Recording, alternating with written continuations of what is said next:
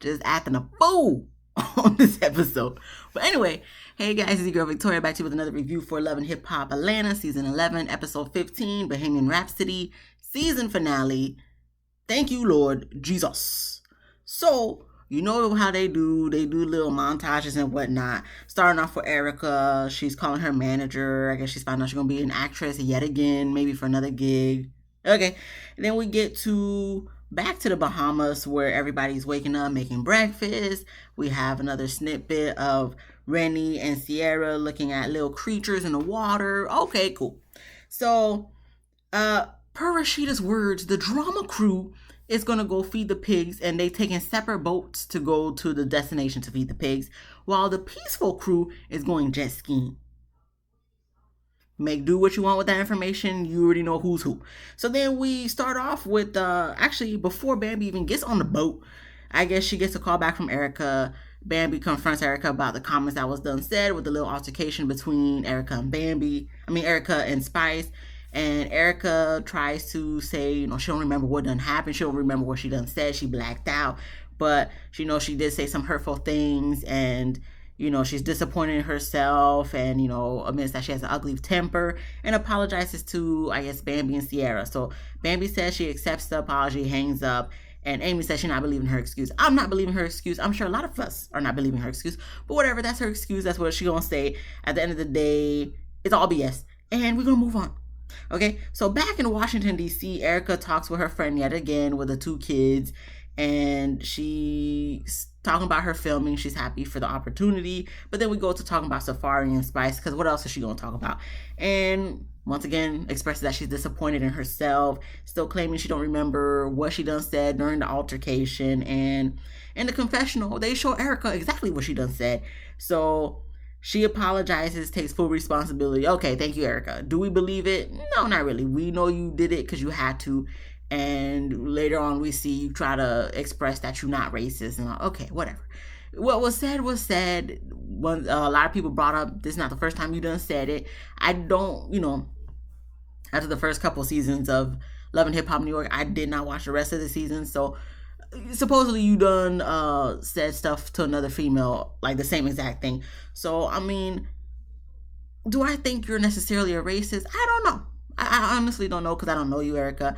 But it's just like, it's not the first time it happened, so I'm looking at you hella sideways. It don't matter to me. I don't know you. You don't know me. Everybody should just know better for moving forward with Erica, I guess, at this point. So then we get back to Jamaica.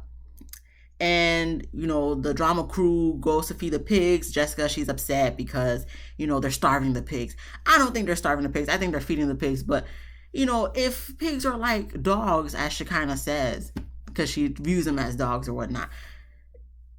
I have a dog, okay? Dogs are greedy as hell. You could feed them a whole lunch, dinner, all that stuff.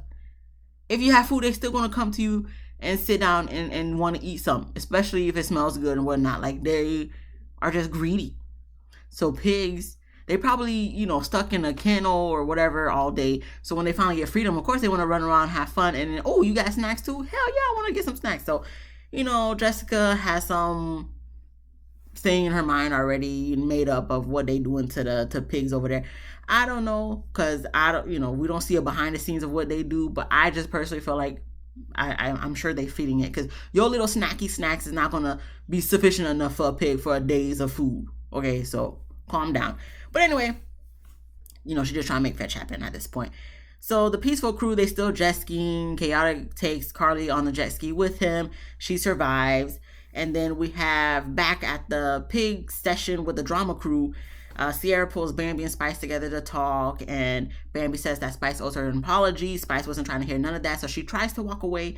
Jessica tries to come to Bambi's defense, but Spice still wasn't trying to hear anything she had to say, saying, oh, Bambi triggered her, when technically Spice was the one who first came with the nonsense. But okay, so she had an attitude because she was already thinking like, oh, okay, you guys are Erica's friends. I already know that you guys are going to stick beside her, so I'm already looking at you guys sideways.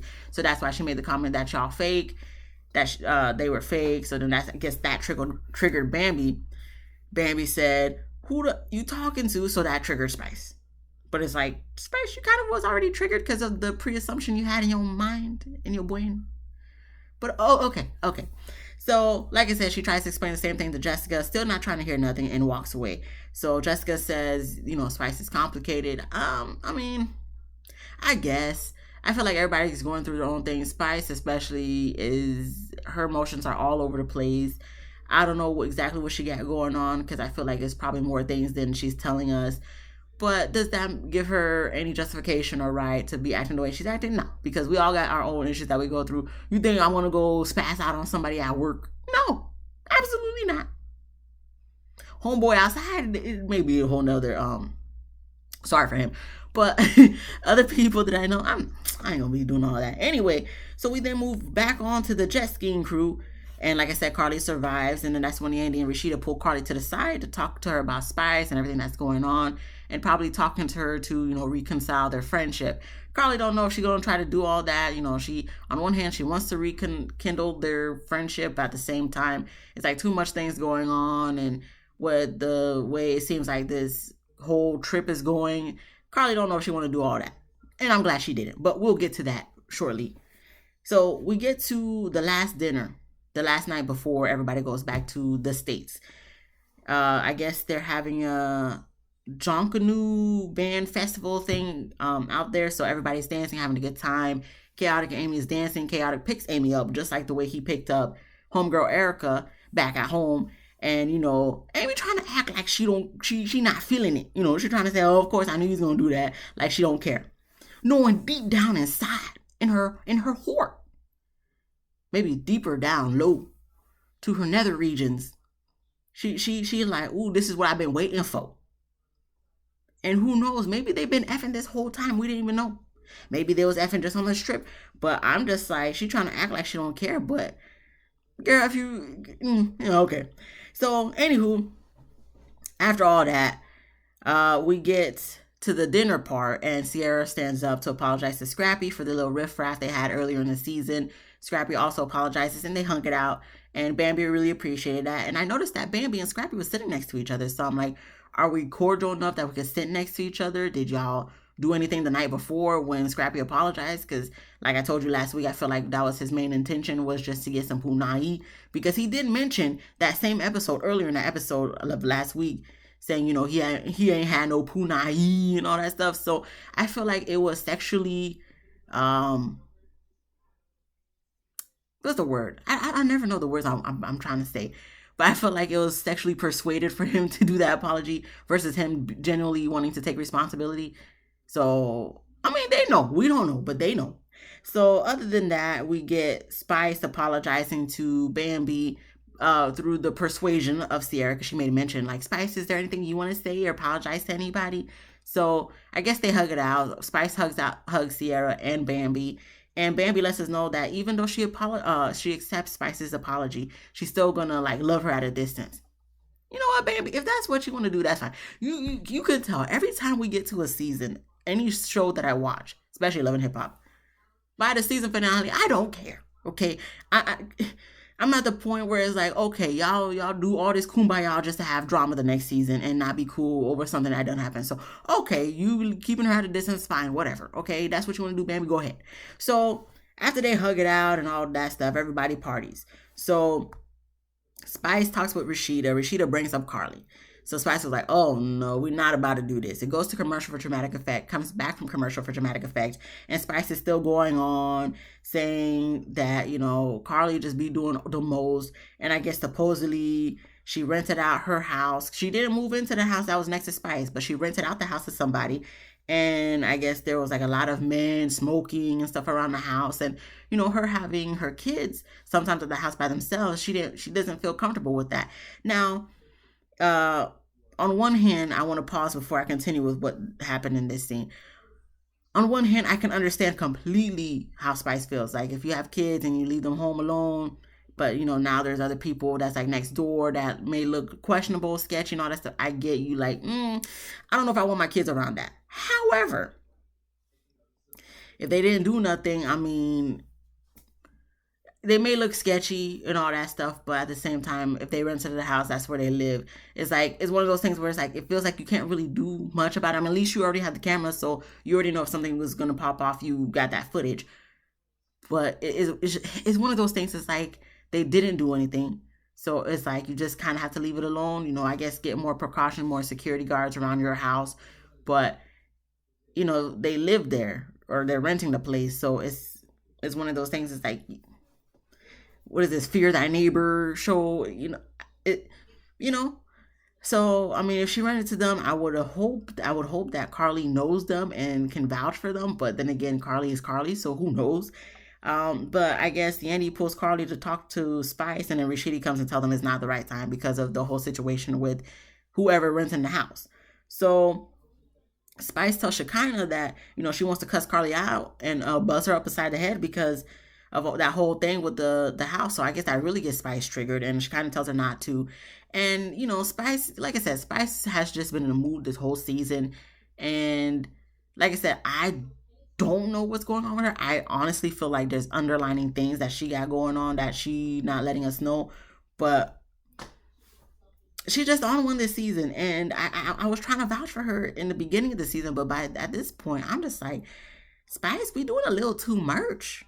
Okay, I'm sorry for whatever you got going on personally that you don't want to tell us. Not that you have to tell us, but at the same time, it's just making you look very all over the place right now. So goes to commercial, comes back from commercial for dramatic effect, and then this is where you think the episode's gonna end because we have Rashida, she doing her final thoughts, then Yandy, Sierra, Spice, Karlie, Amy, Rennie, Jessica, and Bambi.